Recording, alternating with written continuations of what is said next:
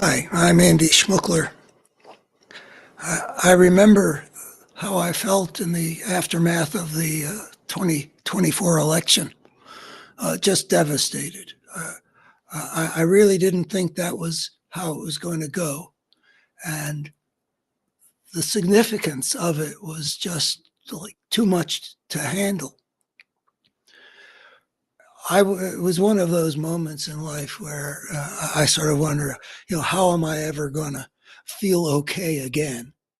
uh, that somebody like Donald Trump, after everything that he had shown us all this time, would be chosen in a free and fair election by the largest number of voters of any candidate, half of America, after everything that we had seen and everything that people should know, could hardly help but knowing about this guy, this lawless, ugly, selfish human monster, a criminal, a traitor, an insurrectionist.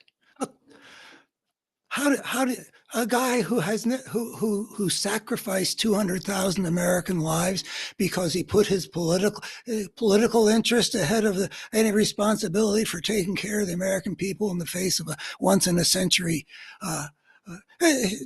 all the things that he did and that have come out in abundance with the January 6th committee and these beautifully written indictments that just lay it out, what this guy is and what he represents. And the way he behaves, the way he continues to make up things, go ahead with the lie if it'll increase the rage and hatred in the country toward immigrants, like they're eating our dogs. And the guy in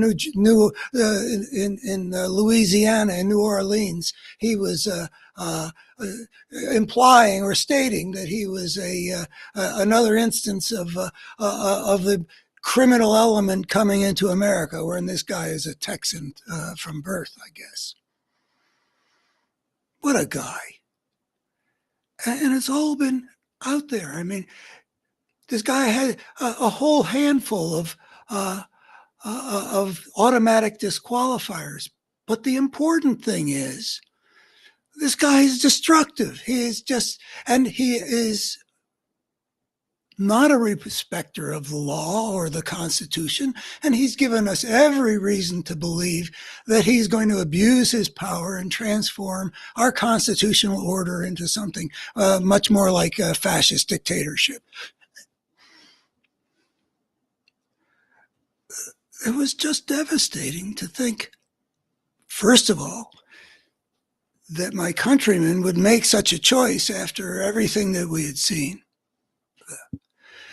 And secondly, that he was going to have the powers to do well. That's where I began to sort of try to normalize life. I didn't want to be miserable forever. Trump's going to be president. Oh, that is bad news, but there's still room for joy in life, and that's healthy. We don't want to. But I also began to normalize, and I think I saw other people doing it. Like, we're going to be okay. Uh, that this is going to be a stress to the American system, but it'll hold. He can't remake America all that much in a 4-year term, though some people are saying, what makes you think he'll leave office in 4 years? Well, probably because he isn't going to live forever. But so president for life, if that's what he insists on being, it's more finite than if we had a 40-year-old dictator declaring himself president for life. Like a Stalin. The only way you lose, he leaves office is dead. Well, at least Trump is 78. How bad could it be?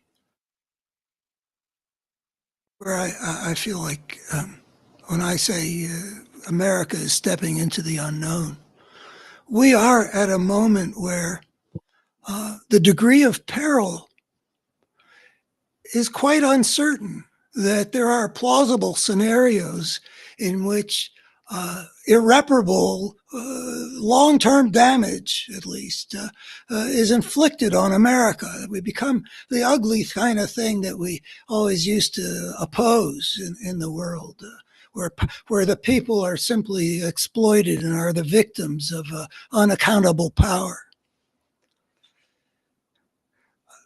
I can't tell where we're going, and I feel very humbled by how much worse things have gone than I thought possible. I mean, first of all, the people were worried. Is this guy Trump ever going to be held accountable? If you'd asked me toward the end of 2023, with all these indictments and all these other people indicted with him, and some pleading guilty, and all, it was just the idea that Trump would be able to escape accountability. I just didn't see it. I didn't see, even just before the Supreme Court decision, I've been following Weissman and Katyal and all those other really smart legal types who were talking about what the Supreme Court would do. And I think the consensus was the Supreme Court was already acting extremely corruptly to help Trump by delaying things so unnecessarily. It was so clear what the Supreme Court should do. They should just get out of the way, or they should take the case, do like they did in the case in Nixon's case. So they already saw that they were helping Trump in the short run. But then they hand down this decision about immunity that none of them thought possible. It was just beyond consideration that they would be that corrupt and fascistic as to put Donald Trump above the law. I just didn't see that was a possibility, and other people didn't seem to see it. But that's what happened. But I feel humbled because, if that could happen, why should I trust my judgment about whether we're going to survive as a decent society and a democracy, or whether this is the end of the line? I also feel humbled because I've discovered that I really don't know the American people the way I thought I did. I mean, I was born in 1946, and I grew up in the Midwest in decent towns or suburbs, and knew the decency of the American people, knew the fundamental values of the middle class families in suburban St. Paul, Minnesota. Just saw politics unfold in a way where the American people behaved in a certain way and had certain standards, and automatic disqualifiers were, the things that you don't are so far beyond the standards that the American people are not going to accept it. I mean, like a lot of other actual Republican office holders, when the Access Hollywood tape came out, they thought, and I thought, that's curtains. That was how the American people used to react. And here, the Republicans and I found, no, he had some kind of following of so much of the Republican base that there he was, being made the nominee and then the president. by the American people. But now all that has been shown, and the way Kamala Harris, I mean, people are bad mouthing her, but remember how much people talked about how it was a near perfect campaign that she had run?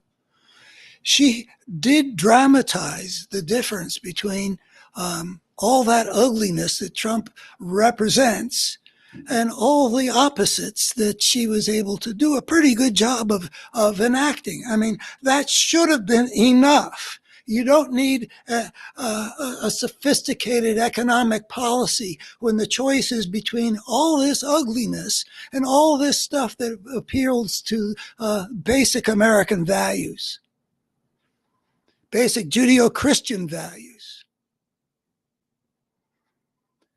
The choice was really dramatized very well by Trump and all the ugly things he did in the last month of his campaign. I thought he was maybe a little bit off the wall the way he was taking his game even further out.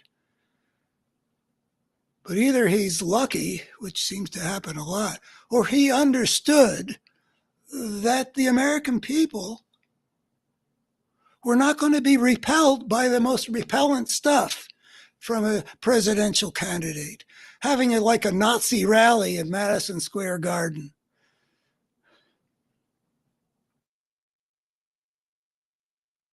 I don't know the American people anymore. Maybe I didn't when I thought I did.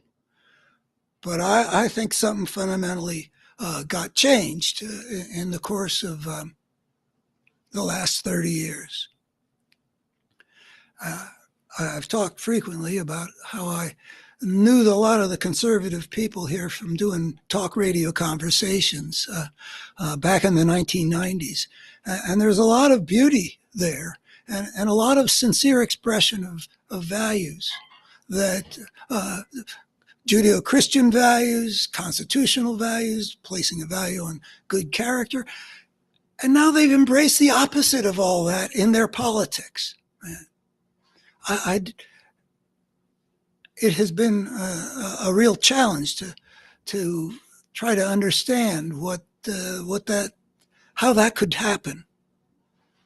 But in any event, I don't know what these people would respond to. The 50% that voted for Trump after everything that had been displayed,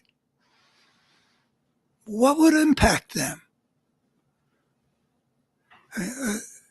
Sometimes it appears that Trump is so incompetent and the Republicans are so destructive that whatever they do is going to be ugly and the people will see that it's ugly and they're going to be incompetent and they're not going to get anything done that actually helps anybody, and all that's going to play the way politics is supposed to play and people will reject it. I'm not sure anymore what people will accept or reject. Trump got elected by the American people. And now we've got a guy who has no respect for the Constitution and the rule of law. He's been assaulting them in a systematic way. And that didn't cost him popular support. But in any event, there he is, about to get the powers of the presidency. And will he be able to destroy this country pretty well? Are we going to become something fundamentally different and not be able to find our way back? At least not within a generation, at least. Or, as some people suggest, are they going to blow it?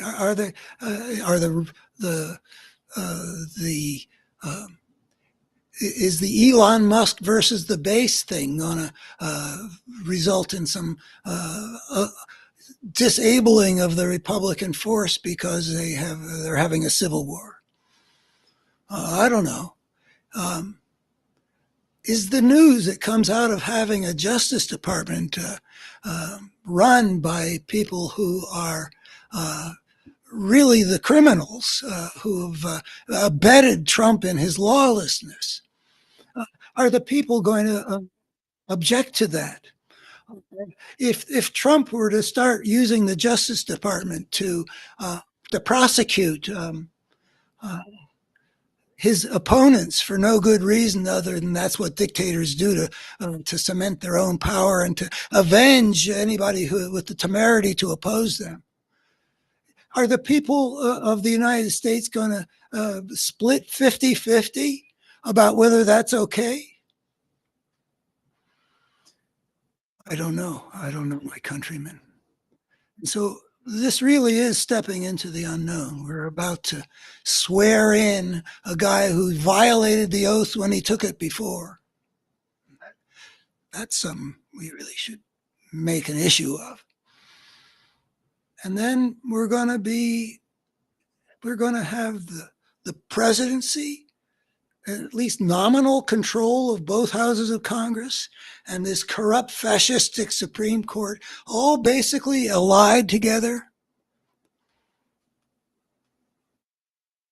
Are they going to succeed in making things the way they like them?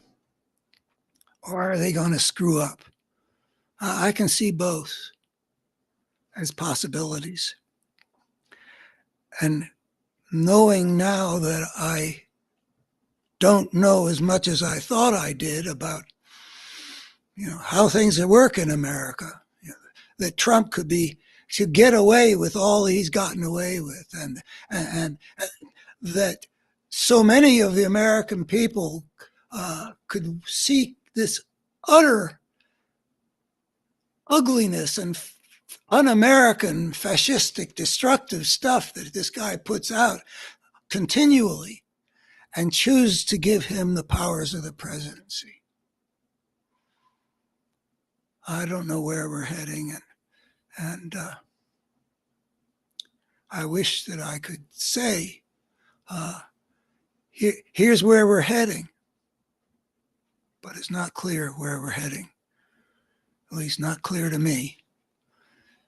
And I don't think we should normalize the situation so much as to lose sight of the enormous stakes, even after we lose the election, enormous stakes in not allowing this victory of fascism